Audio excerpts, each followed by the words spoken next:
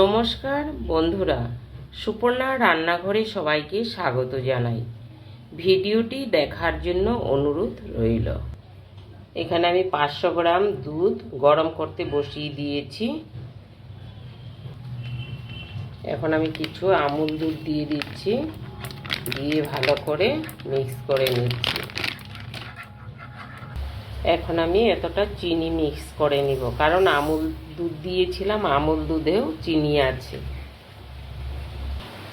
বন্ধুরা দেখো, দুধ ফুটিয়ে আমি ঘন করে নিয়েছিলাম। আর এইখানে এখন আমি ওই দইটা জল ঝরিয়ে রেখেছিলাম, এটা দিয়ে দিচ্ছি,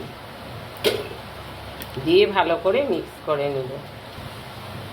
বন্ধুরা, এই পর্যায়ে আসার পর আমি ছানা কেটে রেখেছিলাম, আগে ছানাটাকে দিয়ে দিচ্ছি, দিয়ে ভালো করে মিক্স করে নেব। বন্ধুরা দেখো, হয়ে গেছে, আমি এখন নামিয়ে নেব। বন্ধুরা দেখো, হয়ে গেল আমার কালাকাঁদ। তোমরাও এরকম পুজোর দিনে বানিয়ে নিতে পারো। দেখো কত সুন্দর হয়েছে, একদম দোকানের মতো। এখন আমি নর্মাল ফ্রিজে 1 ঘন্টার জন্য রেখে দেব।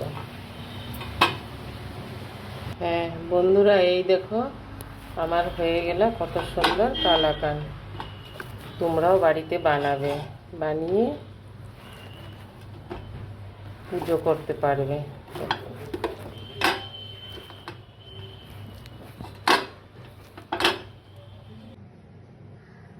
বন্ধুরা দেখো, আমার হয়ে গেল কালাকাঁদ। তোমরাও বাড়িতে বানাবে, বানিয়ে খাবে, বেশ ভালো লাগবে।